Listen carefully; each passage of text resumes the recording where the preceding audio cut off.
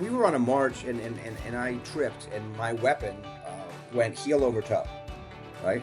Which is the worst thing that you can do because it can, if it discharges, you're going to shoot yourself or something.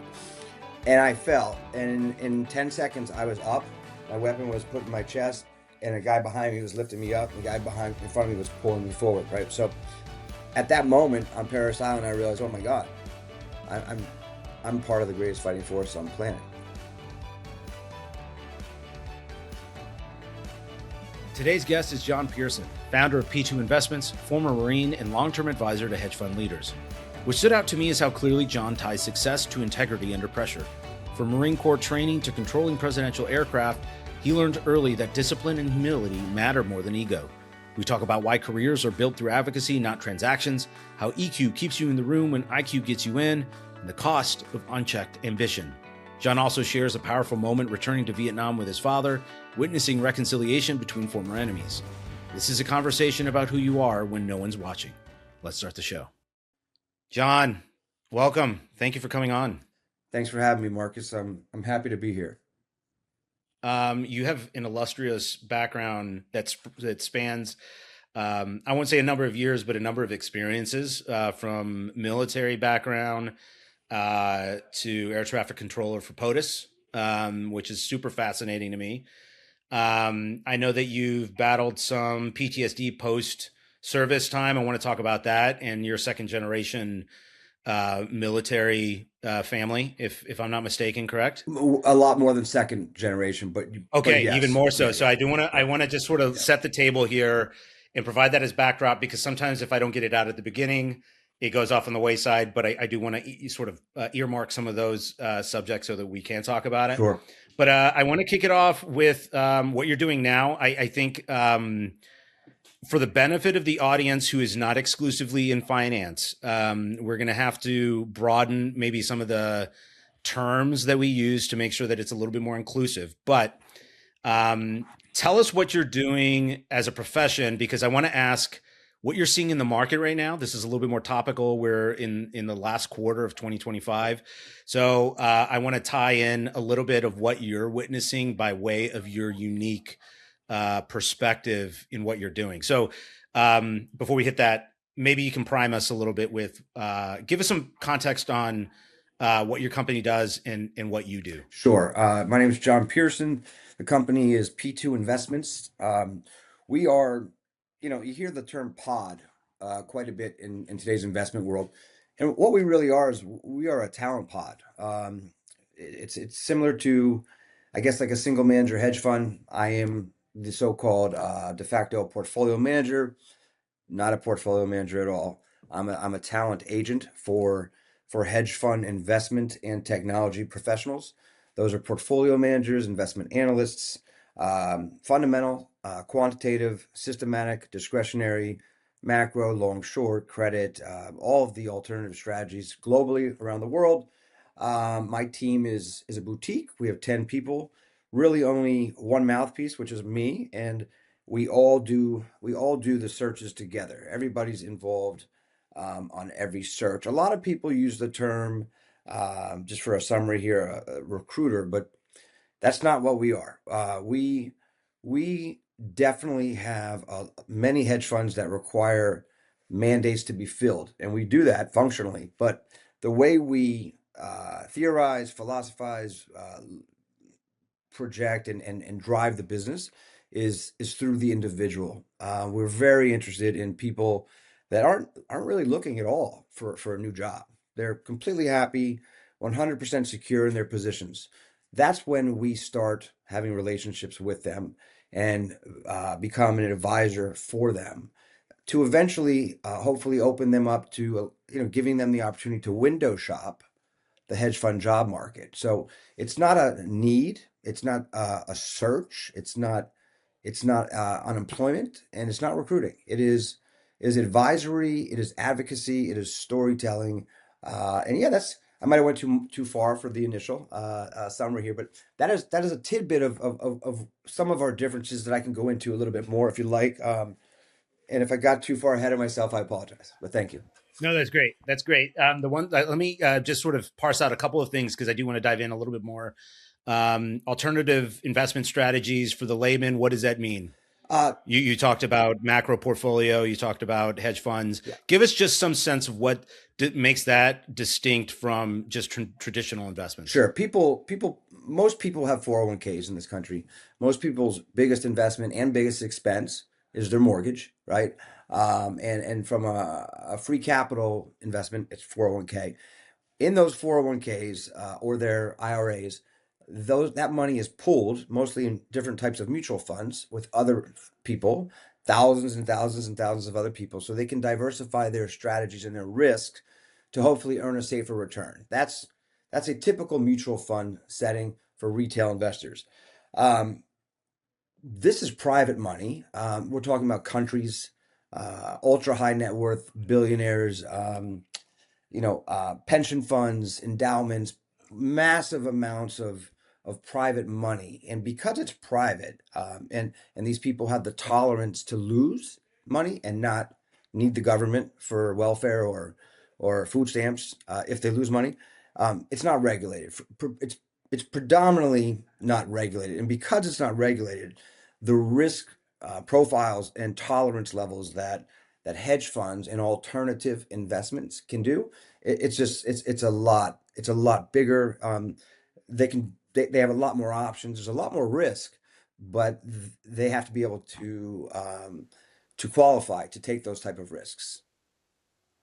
Thank you for clarifying that, because I think it's important to understand that this is a very narrow niche within finance that you're working with, and I know you've met and had clients that are billionaires. I have not knowingly ever had a conversation with billionaires, so I do want to talk about some of the things you're observing relative to how your clientele are thinking. But before we go into that, the agency approach I find really interesting. And there's a little bit of overlap in terms of my world within brokerage, meaning we represent tenants, but we're paid by the landlord. Despite that, you also represent um, both companies and the individual, Yeah, right? yeah, And so that it's the company that ends up ultimately paying you.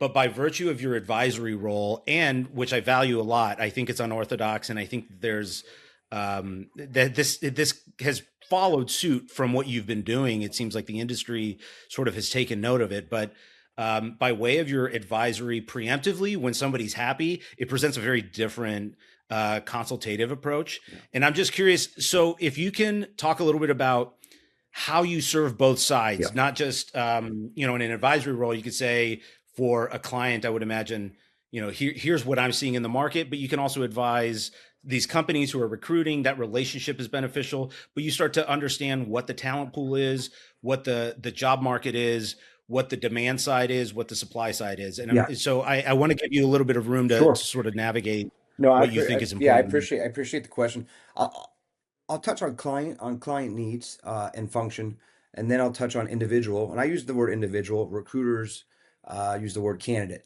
We use the word individual. So we'll talk about hedge funds, and then I'll talk about the individuals, and then I'll tell you a few trends that we're seeing in the market. So we cover about 25 hedge funds. All types of different hedge funds globally, strategically, culturally, and we do that because I've been doing this for almost 26 years. And the team has been together for about 19. So that's different right there. That's just not common. And what what we've learned is we want clients that are responsive, that want to partner with us, that value us, and that we can work together with. And there are not a lot of them, right? There are plenty of people that want talent, but not a lot of hedge funds that know how to partner with talent agents well. Um, there's a massive amount of ego and a huge deficit of EQ in the industry, and those are things that are real adverse hurdles that you have to navigate properly. And I can come back to that. But so hedge funds call us and they say, well, they're our clients, and they want a portfolio manager, long short equity portfolio manager focused on Latin America, Brazil, right? Something like that. Very specific. That's one type of mandate. A second type of mandate is an open mandate, meaning we'll take as many good long short portfolio managers with a Sharpe ratio, or which is a statistic of a certain number or above. We'll hire all of them. So that's an open mandate. Just find them, which is the hard part. And then there's also the opportunistic mandate. That's when we bring somebody to them that doesn't do what they do at all, but it's an incredible idea. It's an incredible thesis. So what we do is we take two equal parts, not a lower part and a higher part. There's no ladder.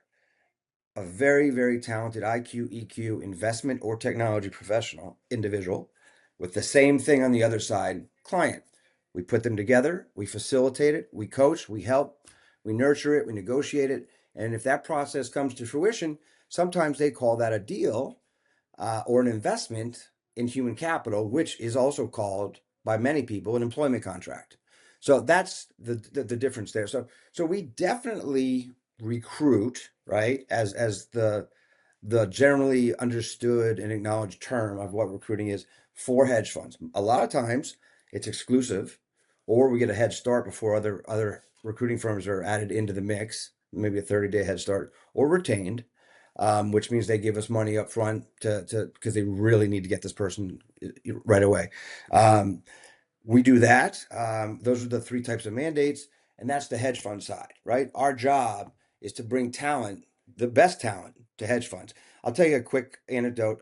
One of my biggest clients, not long ago, said to me, perhaps he owns a baseball team, and they said to me, "Hey, John." As I was walking out the door, he said, "Oh yeah, I should probably get this. I should probably get your specific mandates, right?" And he says, "Yeah, here's the specific mandate: idea flow." He goes, "Go find me idea flow." He goes, "And have a good day." So the point is, what that means is, I can go find an analyst or portfolio manager or whoever or whatever. They want the best people in the world all day, every day, the best, like Avengers, like elite Sure, special sure. operators. Okay, so that's that. The individual side. So we have and I'll go kind of quicker here, a 4-step process for individuals. This process, the key to the process is, although it's 4 steps, you guys, whoever the individual, you guys dictate the tempo. The 4 steps can take place over 4 years, 4 months, or 4 weeks. Okay.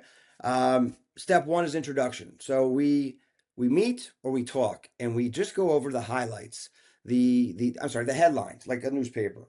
What are your headlines? These are our headlines. This is what we do. This is how we do it. That's what you do.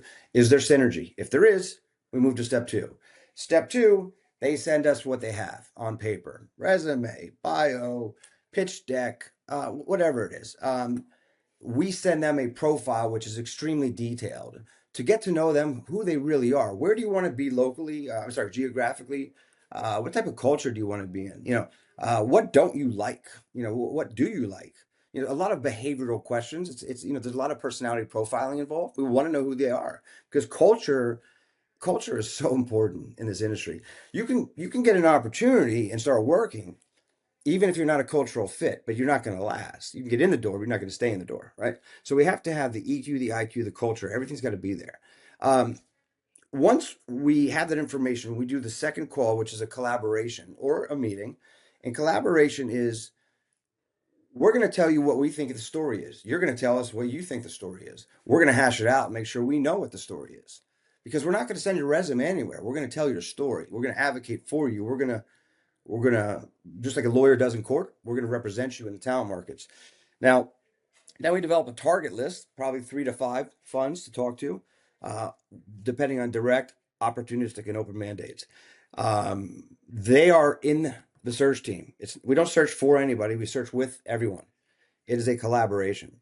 So then we go into the marketplace on step three. We talk to the people we already agreed to talk to, according to the target list. We have those conversations. Hopefully, we find these people some opportunities and options that they can consider. It will help them consider whether or not this may better their life. Our job is to complicate really happy people's lives with good problems, right?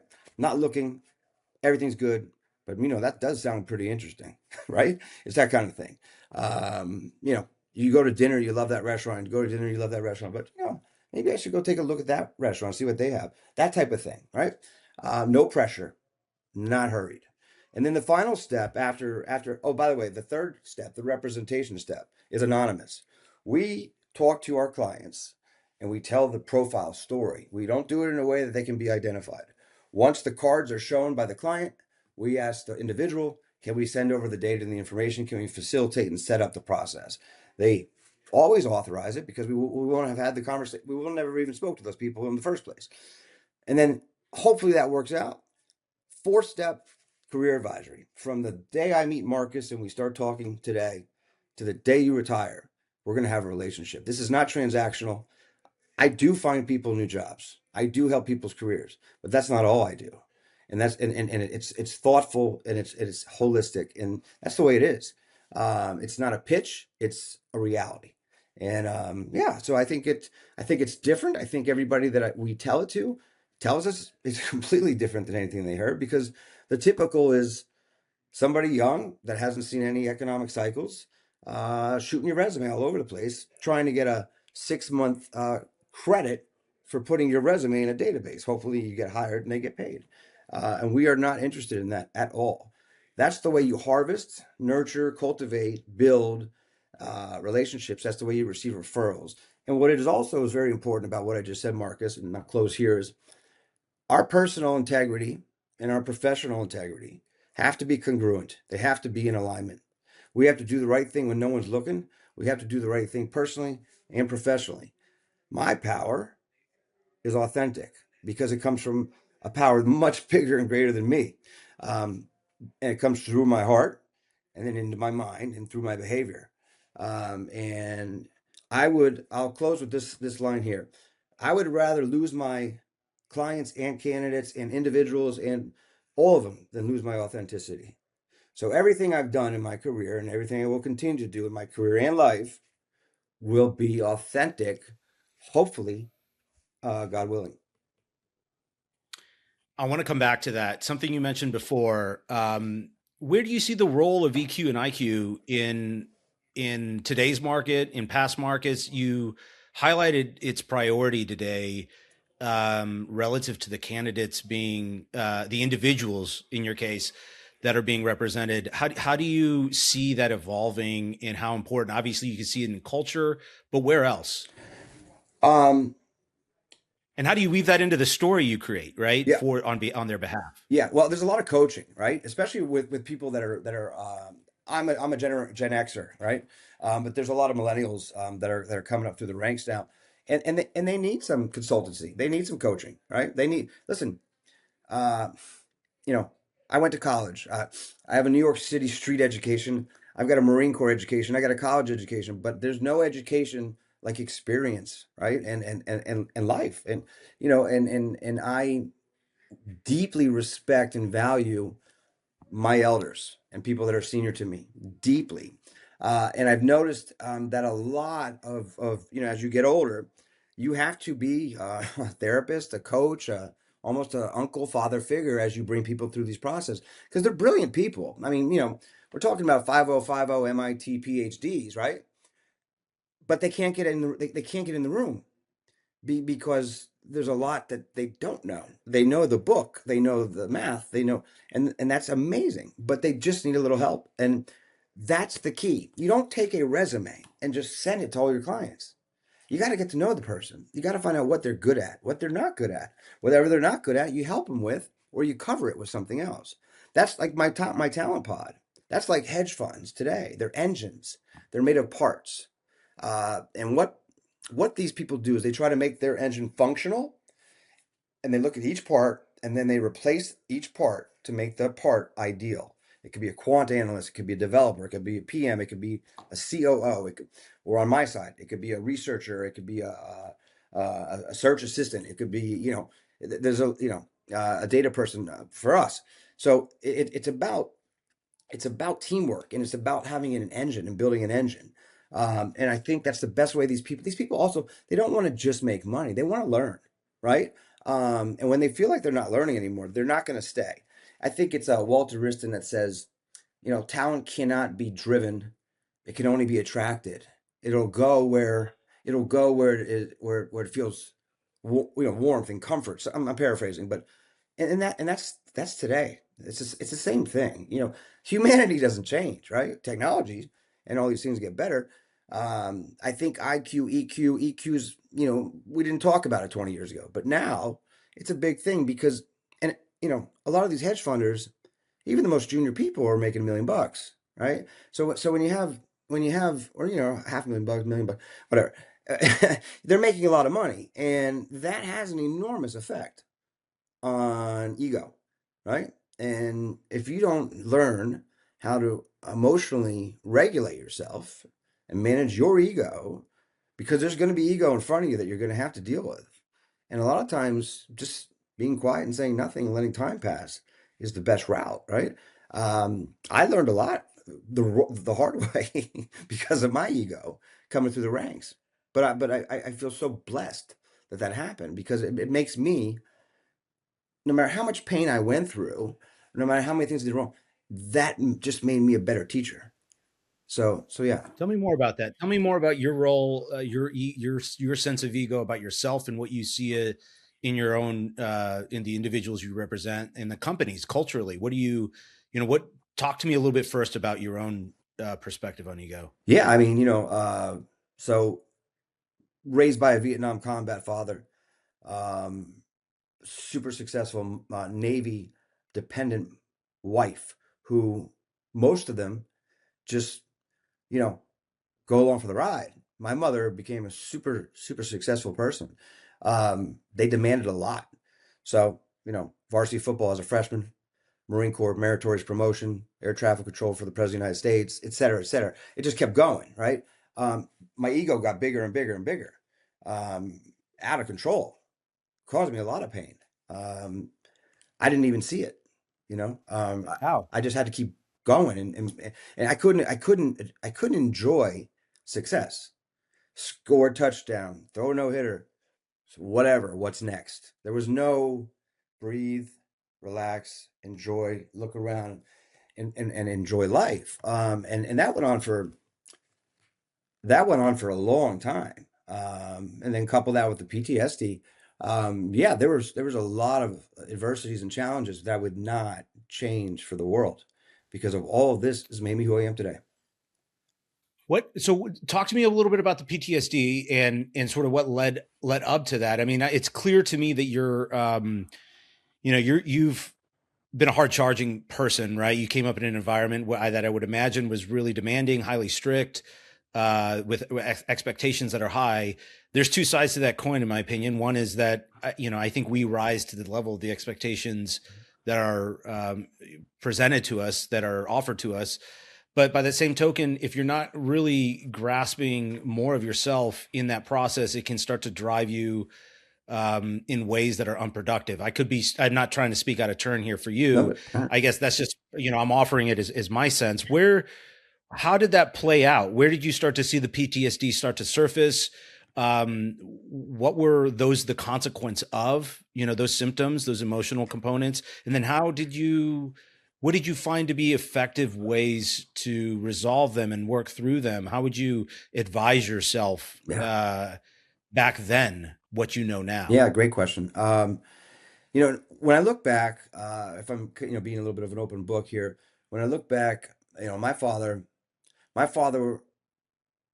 did things and saw things he should have never seen in Vietnam. Okay. Um, my great great great grandfather, we we have his discharge from the Union Army from the Civil War. Every generation in my entire family's served either Navy, Marines, or Army. All the way, every single generation has served. So I had to I had to keep that up, and um, I joined. I tell you what, I you know I was nominated to the Naval Academy, but I was so eager because of Desert Storm that I enlisted in the United States Marines. My father volunteered to go to Vietnam. He wasn't drafted, so I felt like that was the move, right? To make my father proud. I wanted my father to be proud of me. That's all I wanted was my father to be proud of me. As a matter of fact, just jumping ahead, I'll come back for a second. In 2017, I took my father back to Vietnam. He and I went and walked the streets of Saigon together, and we went out on the Mekong Delta and out by Cambodia and went to Chao Duck, and Yeah, we did a lot of cool things, and that was an intense experience. And almost in some ways, after that trip, I felt like I can die now. I've achieved. That's the achievement I needed to have done. Forget the rest. I wanted to get him back there. But anyway, going back, so the Marines, when I got to the Marine Corps, and I'm sorry if I'm jumping around a little bit here, please forgive me. Um, but the Marine Corps, the two things they teach you more than anything else, and they teach you so much. I learned more in the Marines and on Paris Island in 13 weeks, even before combat training, than I did in all of college, right? And probably half of business. But what they teach you is two things. One, t how to build a team, teamwork like you would not believe. Unbelievable the way they build a team, and two is just discipline, which goes with, it's the main DNA staple of a Marine Corps team. So yeah, when you put your life in another man's hands and he does the same for you, that's a bond that is very, very difficult to describe. So going back, when my father went away a lot, so he came back from Vietnam and he ended up going away during the Cold War a lot, and I did not like that. That upset me that my father was absent. I think some of my problems started right there. I started to become angry. I became angry. I took the anger to the football field. Right, became pretty decent at that, and and some martial arts and things, just stuff that boys do and young men do to burn aggression and try to find their way in life. And I did those things. And then I joined the Marines because I felt the family obligation. Also wanted to serve the country during the Desert Storm conflict. It pretty much wrapped up by the time I got through. But um, yeah, so as far as the PTSD goes, listen, the Marine Corps puts a button in you. It's hard to understand if you're not a Marine, or to describe to people, but it's a button, and what that button is, I don't care if you're a 90-year-old Marine or an 18-year-old Marine. If something goes wrong wherever you are, that button kind of goes off, and it doesn't matter if you're out of shape or in restrictive clothes. It's a mental thing. It's a button that is indescribable, but you know what to do, and that button uh, has helped me in business and helped me in life tremendously. But it also caused some problems because the button can if you're not disciplined and you're not regulated, that button can be dangerous. In the sense that there's nothing worse than an undisciplined Marine. It's like a Rottweiler that's not trained properly. Now, I'm not saying I wasn't out of control, I wasn't dangerous, but I had an anger that I had to deal with. Um, and that started, so I think I had PTSD before the Marine Corps issue that I went through. The Marine Corps issue at a high level it was an accident that happened in front of me where I lost a friend, and that's kind of really as much detail as I really will touch on with that. But yeah, so those caused problems for me as a very young man, and it took me probably 5 years, maybe even almost 10 after the Marines, so almost 30 years old before I was really able to figure out what was going on, how to fix it, and then I did. What worked? I mean, what gave you those solutions? Well, it's funny. I've done all of the therapies, the ACT, the CPT, the CBT, the DBT. But the only therapy that is 100% foolproof is my mantra, which is, I say, less JP, that's me, more JC. JC is my God. And when I started tapping into that, all of a sudden the red lights were green. Uh, there's more sunny days than rainy. All of a sudden the bills didn't come as much, and more checks came in the mail. Everything when I started going the right, there's a power that changed my life, and I'm not in any way. Some people, oh, it's a business podcast. I don't care. I'm who I am, and God really has changed my life. Well, I appreciate you sharing all of that, especially I think you're maybe the fifth or sixth veteran on this podcast, and I've made it a priority to include as many of those voices as I can for a number of reasons. I think we've grown more distant from the sacrifices that are required familially, not just on the individual, but those who are surrounding that soldier. I also think it's important to share some of those stories of what you had to face, but also how you were resolving it. But more to sort of the personal growth business area overlap where you're talking about the emotional quotient, EQ, mental health in a lot of ways. I think that became a lot more expressed within our zeitgeist following certainly the pandemic. I think opened that up quite a bit. But it's amazing to me the number of high profile people I've had conversations with, successful people who really do. You can call it mindset, you can call it habits, whatever the case may be. But if you're not situated well in your own position in life, it becomes increasingly challenging. You're in quicksand climbing uphill in a lot of ways, and I think it's really interesting to hear how people resolve that. But you're not alone in identifying perspective at the very least. Some don't allude to religion, although many have. But the power of reducing your own self relative to how the world works and exists, I think is a really important contribution to the conversation that needs to be expressed. So I do appreciate that you're bringing that up. I want to go back to something you had alluded to, though, about teamwork and discipline. I want to understand a little bit first with teamwork. Where did you see within the Marines, what were sort of the takeaways from building a team there that you've identified in building your own team or actually contributing to company teams? I know that there's a vetting process that you have within your own organization. Talk to me a little bit how you view teams having that background. Yeah, it's interesting. It reminds me a little bit of D.E. Shaw, the hedge fund, where they hire very unorthodox. They hire what they see as something special, and it doesn't have to fit the cookie cutter. Had to go to an Ivy League school, had to do that. It's not that at all, and that's why I kind of love that fund. But yeah, so first of all, I'll say what I learned on Paris Island was teamwork works because we all fall down, but we don't all fall down at the same time. Okay.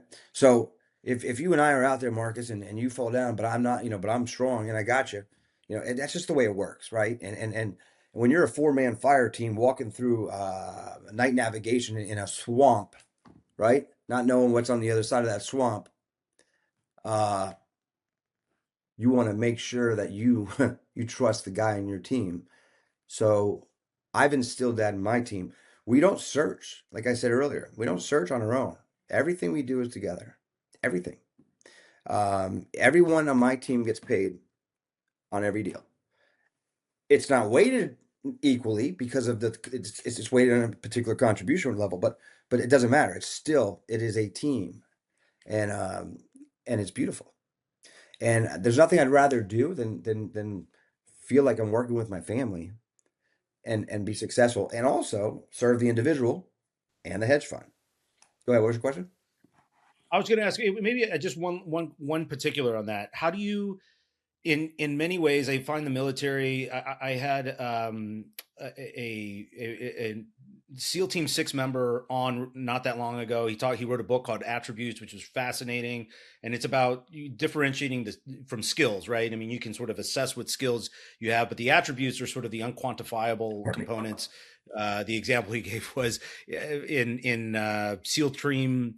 In order to pass, a guy came and they said, well, you got to get in the water in the pool, swim to the other side and come back all underwater. And so the guy jumped in, sunk to the bottom, walked to the other side, came back, clawed his way up to the pool, came back out. And the guy was like, what the hell are you doing? He's like, I don't know how to swim. But they got him in because you could teach the skill of swimming, but you couldn't teach the attribute of the willpower. And so I use that sort of as an example of like, I think in the military, maybe stakes are higher. And as a result, there's a greater falling into place, so to speak, maybe where the stakes are so high, it sort of cuts out some of the bullshit. In business settings, that's not always the case. I found Yeah. there can be people who present well Yeah. or you think have certain qualities, but then you get into the business foxhole Mm, and they just are not there. They don't have what you thought that they had. mm, And I'm just wondering if you can speak to that in building, helping other organizations build mm. it. How do you help to sort of merge, particular skill sets with the attributes that the company is seeking and vice versa? Yeah, 100% is a great question. Um, everybody, 99% of the people that would answer that question would start off with read The Art of War, right? Or something like that. But no, it's funny. We were on a march and I tripped and my weapon went heel over toe, right? Which is the worst thing that you can do because it can, if it discharges, you're going to shoot yourself or something. And I fell, and in 10 seconds, I was up. My weapon was put in my chest, and a guy behind me was lifting me up. The guy behind in front of me was pulling me forward, right? So at that moment on Paris Island, I realized, oh my God, I, I'm I'm part of the greatest fighting force on the planet. This is without question. It was so fast. So training, even though it doesn't have to be, marching or fighting or, it's communication and training. One thing that we do at my team is we have Technology Tuesday. Every Tuesday, we get together and we talk about what app did you find over the last week? What app did you find? What did you find? And we share. It's all about collaboration, which is one of our steps in our with our individuals. But from a team unit, from a team standpoint, one, we like each other, right? There are two functions to a job. One, doing the job, and two, getting along in the sandbox with the people that you do the job with, right? One person that doesn't get along in the sandbox screws up the whole sandbox.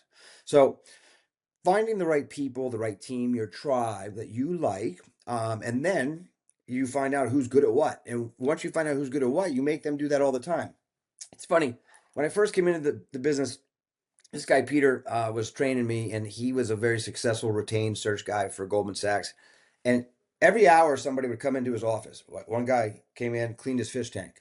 He leaves. Hour later, masseuse comes in, gives him a massage. He leaves. Hour later, a guy comes in, fixes the air conditioning. He leaves. At the end of the day, I said, Peter, what the hell's going on here? He said, let me tell you something, John. This is fun. Let me tell you something, John. He got this New York accent. He's like, you remind me like Joe Pesci a little bit. He says, I'm good at one thing. I'm good at talking. I'm good at negotiating. And that's what I effing do. All right. And I got enough money to pay everybody else to do everything else I wanted to do for me. The point is, I love that, right? The point is, it's a machine. Like I've said, you find the parts, you put them together. That is a skill. If I can't do that with my own unit, I can't build teams for hedge funds, right? So I guess my advice would be, um, to make sure it's a flat organization, right? There's not a vertical hierarchy. Everyone's a partner. Everyone's on the same page, and I think that's what a lot of entrepreneurial efforts are doing these days. Especially a lot of like these data scientists and quants. They're getting kicked out for 2 years on a non-compete. They're like the hell with it. They're starting their own businesses, which is a trend, by the way. And if you go to those places, everything is glass, everything is transparent, everything's collaborative, everything is sharing. Not sure if I answered your question. If you want to drill down on it more, please ask more. No, I think that's interesting. I mean, we could talk about that forever. I think that could occupy a large portion of any podcast. But I do. There's a few other points that I want to talk about too, which is I do want to talk about trends. But before we hit trends, I did want to ask about discipline. Yeah. How do you view discipline and how it relates to confidence? Like what do you see within your organization? What do you see within the candidates that you have and who you place who are most successful? And the people who are on the industry side, the corporations, your clientele on that side, what do you see those leaders? What are the attributes and skill sets and disciplines that they exude, and how did they get the confidence? I'm trying to peel back a little bit of behind the curtain Yeah. of what you're able to witness by virtue of your own access. There aren't many people who have access to the same Yeah. caliber of people that you do. Yeah. I'm going to bounce a little bit, but I'm going to try to cover that. So, first of all, by the way, as far as the SEAL Team 6 guy goes, I've got a friend named John A. This is his last initial. He's an original SEAL Team 6 member. He's a mentor of mine. Those guys are awesome. I love those guys. Getting back to peeling back the onion a little bit. So, I think discipline starts with the leadership, right? Leadership and example is what the Marine Corps creates discipline and teams because the generals will get out there and run 20 miles with the rest of the Marines, right? It's the same it's the same. Well, before can I'm sorry to interrupt. Do me a favor. Present your definition of discipline. Uh, Discipline is short-term pain, long-term gain. Got it. That's it. Thank you. Perfect. Yeah. Keep going. Yeah. So the And generals, and they're running 20 and miles. repeatable. Hedge funds look Okay. for repeatable path to profitability. Repeatable path to profitability starts with repeatable discipline, right? Repeatable discipline fosters motivation, ambition, teamwork, collaboration, and success. All those things. And then you develop tradition, and tradition propels all that stuff. So I think one of the biggest things that people do not have discipline in, and they need to work on, is listening, right? Listening is an enormous part of EQ. And I know, okay, for example, when I look at a resume, I know within 20 seconds, if it's maybe even 10, if it's good. I know when I'm speaking to a candidate or an individual within 45 to 60 seconds if they're good.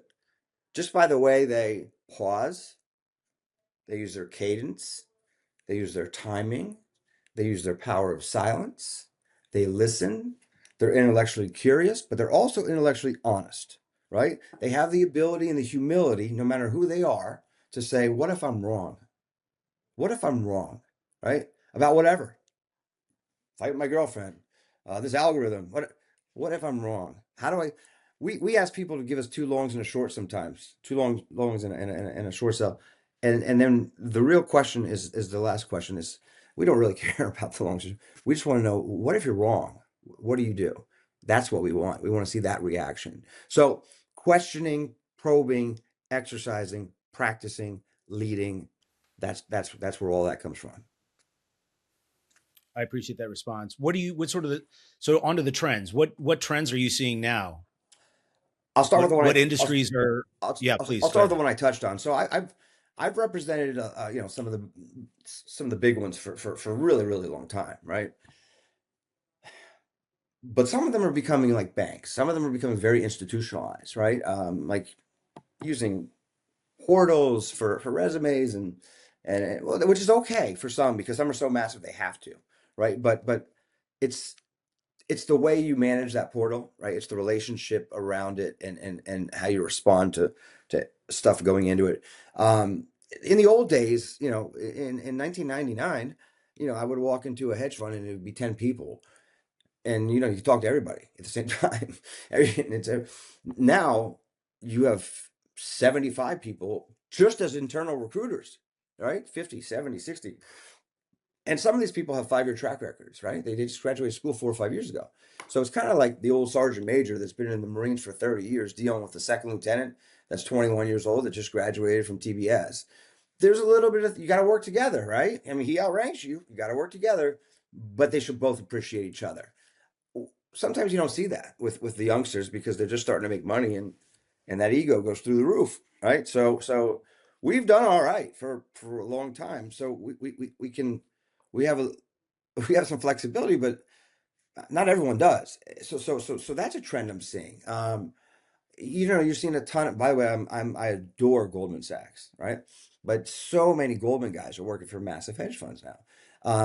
I guess some of them are great, but just some banking mentality too. I think Isler Capital failed because they hired too many bankers, which was just recent. But a trend that I think is amazing is you're seeing these people that they want to lock up talent for 2, 3, 4 years on non-competes. And now what we're seeing is that MIT 5050 PhD is like, they they leave and they start their own business. We're seeing, especially with the proliferation of AI, you're just seeing all of these little entrepreneurial genius shops popping up everywhere. As a matter of fact, we are now looking into covering, for the first time ever, companies that are not hedge funds. Just because there's so much opportunity there and there's so much crossover between data science and quantitative analysis in investing and in just whatever, right? In industry and in all kinds of different industries. So we're starting to do that. We are also my own team we are starting to look at $1 to $10 billion funds to represent, which we haven't done in a long time. Most of our funds are way over $10 billion, but you can pull talent down to build mid-level guys up and girls up. So there's but I think so. The two trends that I would say are the institutionalization of or institutionalizing of hedge funds, and I don't think it's a good thing. And then the second is entrepreneurship because of extensive long non-competes. Yeah. Well, do you think that leverage shifting to, the PhDs you were referencing, where they're no longer willing to accept such a long tie up, is because of the employment pendulum swinging, or is that partly because of the new technology and the ability to become entrepreneurial has become more democratized, a little bit more easily accessible? How much of that do you think is a macroeconomic economic event, and how much of that is sort of unique unto maybe the timing of technology? I think it's both. But also look, Steve Cohen, Ken Griffin, Izzy Englander, and Dimitri Balyasny are those are four genius men. Um, they accept a certain percentage of attrition every year, almost like an exhaust pipe in a car, right? Because a lot of people don't understand. I was going to talk about vetting, right? Vetting, a lot of people think vetting is when you are being checked out and background checked and interviewed and jumping through hoops to try to get a job. That's true, but not at hedge funds. Vetting doesn't stop. It never stops. When you get the job, now you're really going to get vetted. Look, the purpose of a pod shop or a multi-manager is just for visibility. It's for managerial visibility. So they can see, because everything is potted out, which lights are blinking and which aren't, which one to unplug, which one to replace. That's all it is. It's for risk and it's for talent, to evaluate talent and evaluate risk. And that's really all it is. Plug and play. That's what a multi is. How do you advise some of your own individuals who, for example, could be brilliant?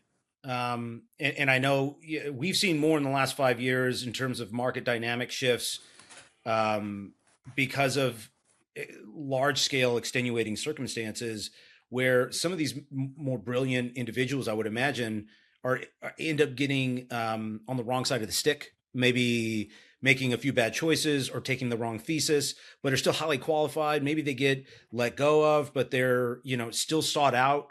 How do you advise some of these people? Because it's one thing I've struggled and face, and I'm very fascinated about sort of working through is, there are circumstances, I'm sure you've seen in the military, where people do the right things over and over and over again, and they're just in a series of you get into the undertow, and you just get mixed, you get tumbled around for a while, and you got to keep fighting through, and you sort of come out the other side. If they had been taking those same actions 10 years prior, they'd be on the top of the mountain. How do you navigate that? Are you witnessing some of this happen, or maybe I'm overblowing this, but it seems from my perspective that is an occurrence. This is a high wire. It is a high wire industry. These are the SEALs in the Marine Recon. These PMs, these analysts, and these quants of the investing universe, right? So, yeah, one wrong move, one wrong trade, you're done. You're out. I wish I could give you, like a rosy ending. It's not. It's not a rosy. However, when I say you're out, it doesn't mean you're out of a career. It means you're not going to be on that platform anymore. You need to go a level down. You need to go a level down. Maybe be from a PM to a junior PM, or a junior PM to a senior analyst. Take a carve out versus taking a massive pad. But yeah, I mean it's very, very cutthroat. I wrote an article in Insider in 2023 about portfolio managers in the hedge fund industry, and how cutthroat it is, and then nothing's changed. The bar is just getting higher and higher and higher. People are getting paid, $100 million. Was a deal that didn't it went on just not too long ago. And that's a non hedge fund owner. That's an employee, right? So when you're talking about that kind of money, but then again, that person, what he did to get that kind of deal is like an Avenger. It's off the charts. It's unbelievable. So, but yeah, it's sad because there is a lot of good talent, and if you make, for example, you're a great hedge fund person. You go to a good school, go to a good fund, you do well, and then you decided to take a side turn and go to tech for 2 years. You're not coming back. It's not happening. Not at the top level. Not at the top level. Everything has to be linear and perfect. Fresh snow, no dirt, no tracks. Fresh snow has to be beautiful. That's super interesting. I want to talk quickly. I know we're coming up on time. Sure. Your time in the air traffic control. What did you take away? I mean, that to me seems very high wire. A lot of discipline, a lot of discretion too, by way of not just being an air traffic controller, but for the president. What did you take away from that experience, and how does it tie into what you ended up choosing to do as a career? Yeah, I went to Embry-Riddle Aeronautical University. The Marine Corps put me through college, and I got out of the Marines. I'll come back to that in a second. I got out of the Marines thinking I was going to be an FAA air traffic controller. The feds weren't hiring. That was in the 90s. And by the way, they still weren't hiring up until like a few years ago. And it's been all over the news. So I don't know. I guess they should have. So I had this aeronautical science background and education and this high level profile POTUS air traffic control resume, and I couldn't get a job. It really sucked. That's how I ended up in doing what I'm doing now. But going back, yeah, I mean, controlling F-117 stealth fighters, controlling F-18s, controlling A-6s, AV-8 Harrier jump jets, H-3, H-60 Blackhawks, white top presidential helicopters, dealing in conjunction with the FBI and the Secret Service as an 18, 19, 20, 21 year old. Pretty cool. That was my introduction. Sports was my introduction to local celebrity, and that was my introduction to high profile. Uh, Failure is not an option. Zero error tolerance policy kind of work. That definitely. So I was an infantryman. All Marines are infantrymen first, right? So there's infantry, and then there's air traffic control. So those two things, and Paris Island and combat training, and those things really, really set me up for life. Well, and then college, and then of course my love affair with the greatest city on the planet, New York City. I'm in love with New York, and I'll never not be. So all of those things combined, and going through the hard knocks and the PTSD and the adversity, they've left me with this result, and the result is this. I went to, I think I've said this before. I went to an interview and I didn't have a suit on. The guy says to me, "Why didn't you wear a suit?"